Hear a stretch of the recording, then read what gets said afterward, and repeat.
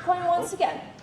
Now, I'm super thrilled actually to announce 3 people on stage. You might have seen them already yesterday on stage, wandering around, maybe we've chatted a little bit. We'll be speaking about the rise of Bitcoin finance more specifically, right? We already spoke about Bitcoin being in motion, etc., the DeFi part to a great extent. So we're going to hear right now from wonderful people. I would love to welcome, first of all on stage, Robert Pickering from All in Crypto. Please put your hands together, wonderful moderator. Thank you. And alongside Rupert, we will have Taco from Manifest. Please be very welcome on stage as well. Put your hands together. One of the people who went to more conferences than I have, most definitely look at this one. An achievement, huh? And alongside Rupert and Taco, we're also welcoming on stage Robert Zaremba. Thank you very much indeed. Beautiful day, thank you from Native. Please take it away, gentlemen. Hope you have a wonderful panel. Thank you for being here. Thank you very much for that lovely introduction. Happy Halloween, everyone. Today is also a pretty special day specifically for Bitcoin. How many of you know why today is important for Bitcoin? Show of hands, maybe? Absolutely. Got it in one. Thank you very much. So today was the day, back in 2008, that Satoshi launched the Bitcoin white paper. This is a big deal because we're all here today as a result of that. And we've heard from many people. We've heard from advisors to central banks. We've heard from builders. We've heard from institutions. The reason the conversation is happening today, and we're all here, is again because of what happened in 2008. And that was the launch of the Bitcoin white paper. It's fundamentally changed our reality. And Bitcoin is a absolute amazement. You know, at the start of this conference, we heard how one individual can change the world. Satoshi has definitely done that. If indeed it was one individual, the jury is out on that. So today, Bitcoin is worth $2.3 trillion as an asset. One Bitcoin is worth $106,000 or 92,000 euros. Now that changes very rapidly, as I'm sure you all know. Bitcoin is increasingly being integrated into our financial system by those who previously rejected it or were very hostile towards it. JPMorgan only last week announced the acceptance of Bitcoin to be used directly as collateral. Now this really does show just how far Bitcoin has came. And of course, as far as the Bitcoin ETFs are concerned, it's the fastest growing Bitcoin or ETF, period, obviously launched by BlackRock. And ETFs today hold 1.3 million Bitcoin. There's only ever going to be 21 million Bitcoin. Today, in regards to the circulation supply, that's about 6%. So I'm absolutely delighted to be talking about the rise of Bitcoin finance. I think everything that I've sort of said there really demonstrates its increased use in the financial world. I think a good place for us to start is with, of course, introducing the panel. We've got Taco from Manifest Network, and we've got Robert from Native Bitcoin Yield.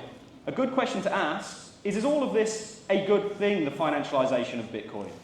Robert? Yes, I mean, the thing that we need to realize that so far we didn't succeed actually using Bitcoin in DeFi. We are far from there, even though Bitcoin has the largest adoption in terms of the mindshare, people owning it. Yes, if you go to a street, everyone knows about Bitcoin. Yes, so the recognition, yes, goes beyond anything else. And obviously we have seen, yes, a lot of adoption in, I would say, centralized finance. On the DeFi side, we don't see that much. There is, I mean, depending on the calculations, roughly recently I was seeing a very good report, only 1.1% of Bitcoin is used in DeFi. Wow. That's nothing.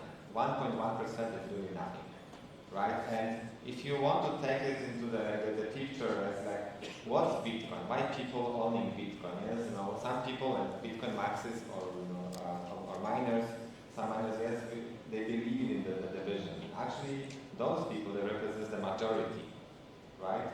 Of the vision of this world where there is not a single entity controlling the asset, the supply, and the whole vision of Bitcoin being that store of value alternative asset that is actually digital and protected by cryptography. And obviously, we have the very angry Wall Street that is tapping on it and using it for their own speculation, portfolio management, and trying to use it in the capital market. It's still being used in that way. But then we have this huge gap, yes, because we have the Web3 world where the Bitcoin actually is minted, which is the house of Bitcoin, the Bitcoin chain, and then we have the centralized world which actually operates the Bitcoin, right? And then what's in between? Yes, how we can use Bitcoin in a Web3 native way. This is what we are trying to solve, and that's a huge opportunity, but there is still a lot of homework to do. Fantastic, and I love the stat you gave there. 1% of Bitcoin today is used in Bitcoin DeFi, or DeFi broadly. That's compared to the 6% of Bitcoin circulating today that ETFs currently have. So the kind of on-chain, yeah. It's actually also worth to put it into the numbers. So that 1% represents 200 million, 20 billion. Okay. Correct? $20 billion. So it's actually, in dollar terms, it's a huge number, right? Absolutely. More than the few times, order of magnitude more than the whole atom market cap. Okay, yeah. So it really helps to put that in perspective. It's not a small amount of money, but in comparison, if we're dealing with percentages, yeah, that really does help. And Taco, do you think this is all a good thing, the kind of institutional embrace, the financialization of Bitcoin by institutions? So one of the biggest things that the misconception is that as soon as banks announce that they're participating, like that's their first day buying, that's when they finally publicly announce that they have. JPMorgan is a great example where they've been providing both education and use cases, data points for their traders, for everything along the lines. But there was a point when JPMorgan was building 7 different chains at once. Correct. Because they didn't know how regulations were going to go under the last US administration. So they were trying to figure out how to make a product that could fit into anything. So it's not that these banks and institutions are just now getting into it. Now they're just publicly doing it. So when people see that these large banks are getting into it and publicly announcing it, and they're like, well, why isn't my bag moving? Why isn't price, going sky high? It's because they're already involved, and have been for years. So these people aren't dumb, they hedge against anything and everything. So we've seen a big push now, though, with different financial instruments, which can be a little bit worrisome in some regards, as we've seen before financial instruments that are amazing get mixed in with toxic debt. And unfortunately, that's sort of where we're coming back to that, where this entire ecosystem that we're part of, that we're building, or that, inspired us in some way, is now sort of being taken back in a way by financial institutions, because they're figuring out a way how they can use it to control the numbers again. And so they can make other things look good by taking what, we've made great. And so, and that's from everyone in every ecosystem, not just Bitcoin. And so Bitcoin as a DeFi product, we've seen shift. There is no native DeFi on Bitcoin. That's not what it's made for. Yep. And unfortunately, it's shifted from being a peer-to-peer financial system that, was really expanded upon, like, by Silk Road. Okay. Let's just say it. That's what made Bitcoin. I have a younger brother who still has like 6 Bitcoin locked on a phone that he bought for Silk Road, that he's like, I don't know how to ever get back into this, but I know it's here and I'm gonna just keep it. And I'm like, I love you so much. Yeah. But we've seen a huge shift in this. And so as Wrap BTC and now other protocols, big institutions making their own versions of Wrap Bitcoin, we have ZBTC on Solana, we have XBTC from OKX, we have other protocols that are making other variations of Wrap Bitcoin.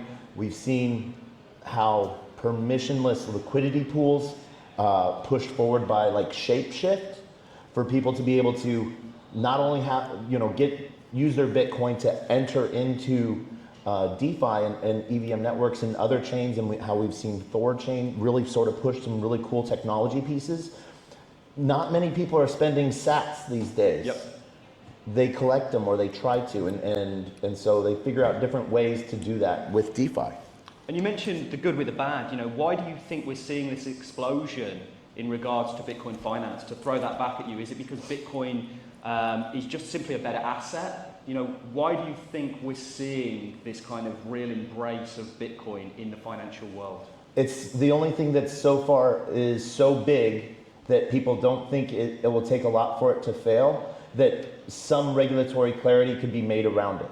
And so because it was shored up so much on first principles, that the idea that no one person, no centralized authority could actually control it, that it would give stability to something. And so the idea of that Bitcoin moves, one sat is supposed to always equal one sat. You know, we've seen a lot of things change in that. And right now we're seeing a lot between Bitcoin core change and, you know, the amazing people over at Ocean Pool, trying to strip away like inscriptions. This is the thing though, every new generation wants to make the new thing that they're using different, fit them. Rather than, and that's one of the scary things to me is like, there's that whole ship building process. If you change every board on a ship, is it still the same ship that launched? Will Bitcoin still have the same protections if it gets changed too much? And I do definitely want to come onto that. You know, we're going to talk today, obviously, is the day of the release of the white paper. There was a vision of a peer-to-peer currency, and we're going to get to whether that vision is still being followed or whether it's maybe drifted off. Before we do that, Robert, I want to come over to you. How are you enabling Bitcoin finance with what you're doing over at Native Bitcoin Yield Hub? Yeah, absolutely. So one reason that we didn't see the explosion, as I was referring to your previous question, we didn't see explosion of Bitcoin in DeFi was the problem of an access. Yes. You can easily buy Bitcoin on an exchange, right? And then you withdraw it to your own private wallet. But doing it in a DeFi world is not that easy. So like from historical reason, if you see by the way how the things evolved, you know, Cosmos and the Internet of blockchains, yes, was all around this, you know, IBC, secure, control secure, Web3 native interoperability. Yes, Ethereum got their own world with, you know, a blockchain where you can mint your own new assets. And then recently, yes, we see a lot of explosion in the stable coins, right? Because this is what everyone understands, right? When you go and check your wallet, you rather probably want to see like in the dollar terms rather than, I don't know, like ETH terms or Atom terms, right? Like 99% of the people will basically, you know, I mean, you can have also, you can see it in Bitcoin terms, right? But 99.9% of the people use dollar terms for that, right? So we are thinking in that way, and Bitcoin is, you know, like a kind of a storage of a value. And so those are the three reasons, right? Like we didn't have a good access to Bitcoin, how we can use it in a Web3 native way in a DeFi, and the ecosystem, yes, that was adopting the local coins, right? Ethereum, the ETH, and you know everything that was happening with Ethereum, Solana Sol, meme coins, and blah blah blah, right? So the DGen narrative is a little bit different than the Bitcoin narrative. Yes, we need to understand that. However, what's important, the opportunity is huge. Because as you had said, right, the growth, the mindset is there. But actually I want to say that, you know, you were referring to this, you know, centralized finance, that, you know, this is a threat. I see it actually as an opportunity. Okay. Because this grows the adoption, this grows the possibilities. It also opens more how we can leverage that opportunity, that recognition in a DeFi. Yes, there was, Dean and Philip from Hydro, they were presenting as how actually, you know, those DeFi protocols can compete with centralized protocols. We can offer better solution, more liquid solution with better yield. I don't need to like go through, you know, many different processes, you know, to set on some, you know, yield portfolio and then, you know, like wait offloading. I can do it with various protocols in seconds or minutes, right? And again, have a better yield. So now we are getting there, and this is what we as Native want to solve, provide the Web3 native access to Bitcoin. so far, the solutions that are out there, they are falling back to the Web 2 world. Yeah? So you have your Bitcoin on the Bitcoin, and then how you can use it on the execution chain, yes, like Atom, Cosmos App Chain, Ethereum, or Solana. The only ways today that you can do it are through some federated setups. So federated means that you have some federation that is controlling the permissions. It's an authority basically, or multisig. Yeah, so this is what OKX is doing, Coinbase is doing, BitGo is doing, and so on. In both cases, this is not Web3 native, right? There is some permission setup, additional trust assumption, and the control. And again, the reason that we couldn't go over that limitation was the limitation of Bitcoin. Yeah, so we took a step back and thought, okay, how we can solve it. We were working with the cryptographers from Wassman Institute. That's one of the most famous institutes in cryptography and science in the world. It's in Israel. Wow. And those professors, they invented an extension on an MPC protocol, yes, to PCMPC, which is basically the first MPC protocol that is trustless. It means that, like in a traditional setup, when you use MPC, again, you give a control to some signers. That is, we can then discuss it as a separate subject. Yes, it's better than multisig, for example, better than multisig. Here, is like the user is also in charge. I don't have to give up, my full the custody of the Bitcoin to someone else. So that's kind of a breakthrough. Yes, like the protocol is many times reviewed and actually now submitted to the Eurocrypt and AsiaCrypt as like the two biggest cryptography mathematical conferences in the world. Patent pending, and we are about to launch by the end of the year. Yes, so we are doing it through SUI. Okay. So basically there's like a whole protocol with the MPC setup and around the SUI, and then through Axelar and IBC, we are going to multi-chain. Yes, we are talking here with Agoric, with Hydro, yes, how they can easily access with the liquidity providers, with miners, custodians. We are talking with many miners that are happy to provide anything between $1 million to $100 million, yes, to generate a yield. Because everyone will go and you see Arthur Eisen speaking, Bitcoin to 1 million. Yes, by the end of the year. We are already almost by the end of the year. So you don't think that's going to happen, no? No, I'm not saying that. We need to be more pragmatic. Yes. Right? Bitcoin, I believe Bitcoin will grow, right? But Bitcoin cannot. If you want to go, what's the next step? The next step of Bitcoin is that we really embrace it as Satoshi envisioned, right? It has to be used. Yes, people have to use it. Our DeFi ecosystem have to use it. Bitcoin capital is much bigger than the dollar capital. And when you say people have to use it, and talking about Satoshi, do you think used in the manner that Satoshi envisioned it? When Satoshi laid his peer-to-peer currency network out, do you think Bitcoin is still being used, or do you think it's drifted away from that path? It's not being used from the beginning almost, right? If some guy was paying how much he was paying, thousands of Bitcoin for a pizza, I don't call it using. Okay. Well, I disagree with you. I feel the intrinsic value of Bitcoin wasn't really propagated at that time. No, we weren't putting dollars to it like you were saying. I agree. And so I think he said, in his case, 10,000 Bitcoin was definitely worth 2 pizzas. Now, at the time. At the time. That was a fun. Oh, yeah. Proper use. The intrinsic value of it, and so, but I agree with you that it's not being used the way that's the point. And my point is here also a bigger one. Look at the portfolio, savings, right? Mm-hmm. Even you have $1, obviously you have some dollars that is in your running account, but then you try to invest it. You want to do something with it. Once you go beyond some threshold, right? Whatever it is for you, yes, maybe 10,000, 100,000, $500,000. Yes, you try to be smart on what you can do with it. Same with Bitcoin, right? If you believe that, let's say, Bitcoin will double in 4 years, if you see the previous cycle, yes, the Bitcoin didn't double even, right? Mm-hmm. The top was what, 70,000? Now the top was over 120,000. Mm-hmm.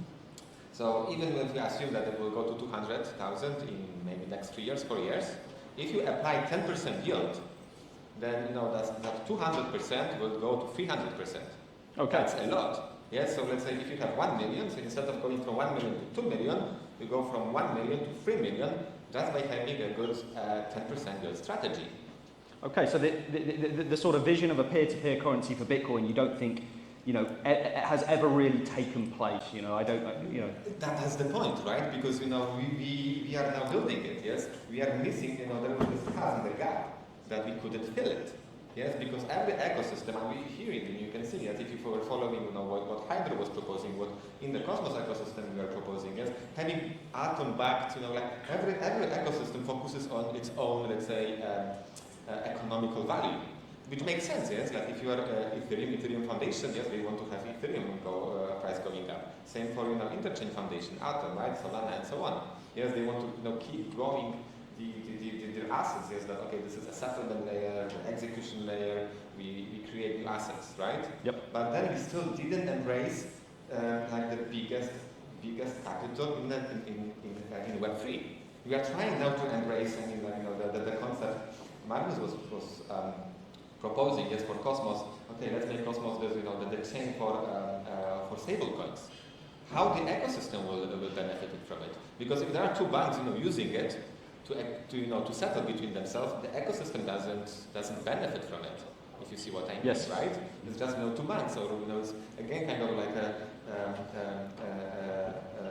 a smaller ecosystem.